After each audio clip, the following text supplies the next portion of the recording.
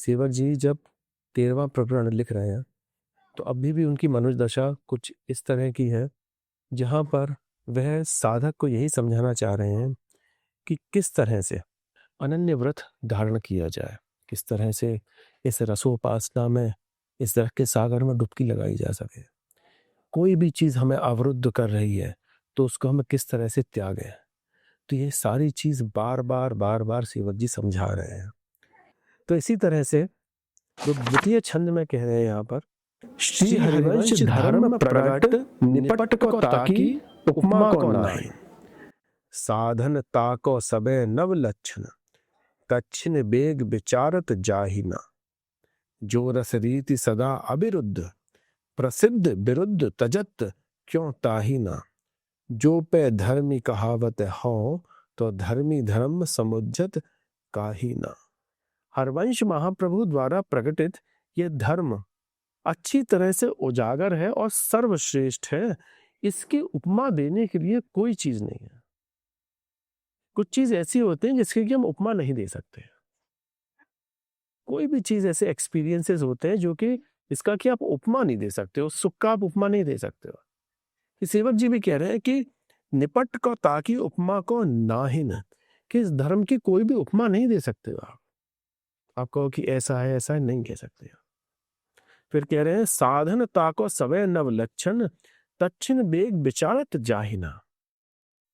इस रसमार्ग पर अगर आपको आना है तो उसका साधन जो है वही नव लक्षण, वह नव भक्ति को बता दे।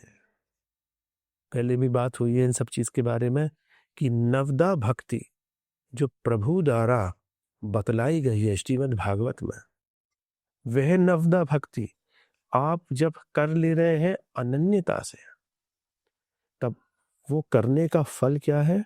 वो है आपके यह प्रेम लक्षणा भक्ति, यह दसदा भक्ति जो है उसका फल है। तो साधन इस रसिकता तक पहुंचने के लिए वही नवदा भक्ति, किसी को भी आप कर लो, पकड़ लो। इसीलिए कह रहे हैं यहाँ पर कि साधन जो है वो नवदा भक्ति है।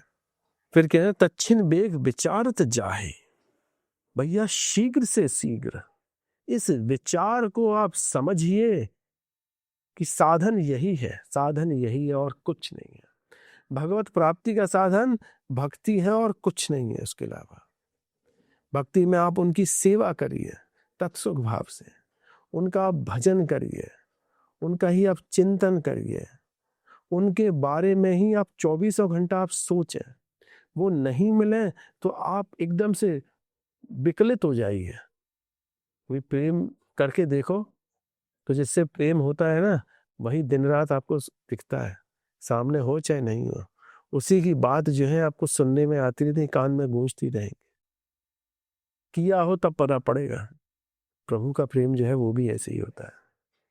जो रसरीति सदा अविरुद्ध प्रसिद्ध विरुद्ध तजत क्यों ताहिना, कि रसरीति सदैव साधक के अनुकूल है, जो इसके प्रसिद्ध विरोधी हैं उनको तो त्याग क्यों नहीं देता है। कोई भी चीज अगर आपके वो अविरुद्ध हो रही है तो आप एकमात्र काम करें, क्या? उस चीज को छोड़ दे तुरंत। वह रिश्ता, वह आसक्ति किसी के प्रति हो, तुरंत छोड़ दें। यही चीज जो है इसमें कही है ना, जो रसरीति सदा अविरुद्ध प्रसिद्ध विरुद्ध तजत क्यों ताहिना। सामान्य जीवन काल में हमारे में कई सारे लोग जैसे हम काम करते हैं तो वहां पर भी हमें छोड़ के सभी ऐसे हैं जो रसरीति को बिल्कुल विपरीत है रसरीति के। तो हम ये रसरीति अपनाते तो यही कहते हैं कि क्या कर रहा है ये पागलपन, यही सब। भैया किसी को मतलब नहीं है ना, किसी के कहने पे हम अपना जीवन थोड़ा जिएंगे। और वो इसी को हमारा मजाक उड़ाते हैं, इसी सबको कहते हैं। किसी को बताना क्या है? किसी को अपने हृदय की गहराइयां खोल के दिखाने का जमाना है नहीं भैया, किसी को नहीं दिखाने का है। दुख ही मिलेगा आपको उससे। किसी को अपनी उपासना नहीं बतानी चाहिए, क्या खाना खाते हो वो तक नहीं बताना चाहिए। तो मैं उपासना की बात कर रहा हूँ जिससे कि अमृत, जिससे आपकी आत्मा चलती है, वो चीज बता रहे हैं। किसी को नहीं बतानी, बतानी ही नहीं है किसी को। कहते हैं ना, वो एक इंग्लिश में कहावत है कि आप कैसे बने, आइसबर्ग की तरह बने। आप जितने देख रहे हैं वो ठीक है, पर आपकी गहराई कोई नहीं जान पाए। आपके हृदय की गहराई अगर कोई पहचान गया, समझ गया, तो भैया उसका सब लोग लाभ उठाएंगे, उससे आपको परेशानी होगी। इसीलिए कोशिश करें अपनी हृदय की गहराइयों को उजागर ना करें। कितने गहरे आप डूब सकते हो प्रियलाल के रस में, उस चीज को आप उजागर बिल्कुल ना करें। अगर आप ऐसा करते हैं तभी आप जीवन में सुखी हो सकते हो। ये तो भैया जीवन में तो बहुत दुख देने वाले भरे पड़े हुए हैं। तभी कह रहे हैं ना कि बिल्कुल विचार नहीं करना है, तुरंत के तुरंत जो है वो जाना है, उस रास्ते पे चल देना है। तो जब आपको पता है कि इस पथ पर प्रभु मिलेंगे, तो किसी के कहने से, किसी के टोकने से, किसी के करने से आपको क्या मतलब है? कोई मतलब नहीं है उससे आपका। आप तो सिर्फ अपना कर्म करें कि आप जानते हैं प्रभु मिलेंगे आपको, और ये पक्की बात है, मिलेंगे मिलेंगे। इसी में आगे कह दे रहे हैं, जो पे धर्मी कहावत हो तो धर्मी धर्म समुज्झत कही ना। किसके लिए कह रहे हैं? जो कि हित धर्म कर रहे हैं। इस रसरीति में सदैव साधक के अनुकूल है कि जो इस प्रसिद्ध इसके विरोधी हैं उनको आप त्याग दें, और जो धर्मी लोग धर्म रख रहे हैं उसी चीज को समझो, और बाकी रसिकों ने जैसा किया है उनके चरित्र को पढ़ो,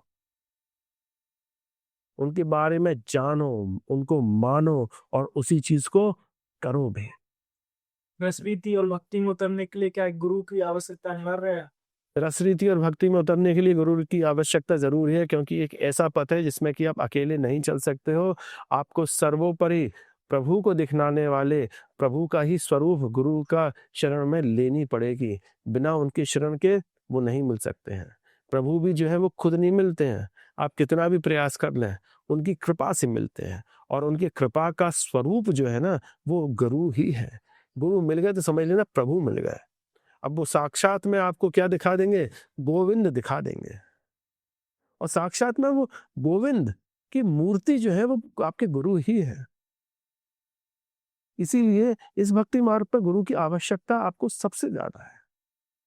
आप कहां तक आए, जिस रास्ते पे आप चले, कोई मॉनिटर करने वाला तो होना चाहिए ना, कि आपकी स्पीड क्या है, आप कहाँ पर गिर रहे हो, कहाँ पर आपका कम चल रहे हो, कहाँ पर तेज चल रहा है, आपको वो सारी चीजें होना चाहिए। एक मॉनिटरिंग कुछ ना कुछ होनी चाहिए, तो वो गुरु ही कर पाता है मॉनिटरिंग।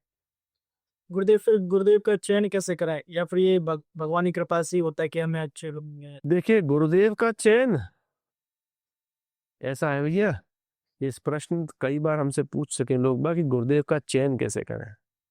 गुरुदेव का चयन भक्त नहीं करता है, शिष्य नहीं करता है, गुरुदेव शिष्य का चयन करते हैं। इस चीज को आप जान लीजिए। और गुरुदेव होते हैं वही भक्त का चयन करते हैं। गुरुदेव के योग कैसे बने फिर? गुरुदेव के योग्य कैसे बने? गुरुदेव के योग्य तो भैया प्रभु कृपा से ही आप बन पाते हो। कोई सदगुरुदेव आपकी उपासना को देखेगा, समझ जाएगा कि हाँ भैया ये हीरा जो है ये मेरे पास में रहने लायक है या फिर नहीं है, तो तुरंत के तुरंत उस हीरे को जो है अगर समझ में आ गया तो उठा के रख लेता है कि हाँ भैया ये तो श्री जी के चरणारविंदन में बहुत शोभायमान लगेगा। तो गुरुदेव उस हीरे को ले जाके प्रभु के चरणारविंदन में अर्पित कर देते हैं, उस शिष्य रूपी हीरे। कुछ लोग ऐसे होते हैं जो बाहर रहते हैं, उनके आसपास ऐसा वातावरण नहीं है कि वो गुरुदेव या संत जनों से मिलता है, तो उनके लिए कुछ ऐसा बता देते जिससे कि वो भगवत प्राप्ति में रहे, और बिना गुरु देखे या बिना गुरु माने कुछ ऐसा कर सके ताकि वो प्रभु के और निकट आ सके। देखिए भैया, बाहर रहो चाहे कहीं पे रहो, गुरु का आसरा तो आपको लेना है। इस लोक में रहो चाहे परलोक में रहो, आपको गुरु का आसरा तो लेना है। गुरु वास्तव में हर तरीके से है। एक बार तो आना पड़ेगा आपको, करना पड़ेगा आपको, तभी जाके आप समझ पाओगे गुरु क्या है और कौन है। फिर आप कहीं पे भी चले जाओ, तीनों लोकों में, आप त्रिलोक में कहीं पे भी रह लो, फिर आपको किसी भी तरह का कोई भी डर नहीं है। कैसा है, पर गुरु की शरण जो है एक बार जरूर लेनी है। आपको एक बार लेनी है, उस एक बार में ही जो है वो आपको रिचार्ज कर देंगे, पूरे पूरे जीवन भर के लिए रिचार्ज कर देंगे। जय श्री राधे।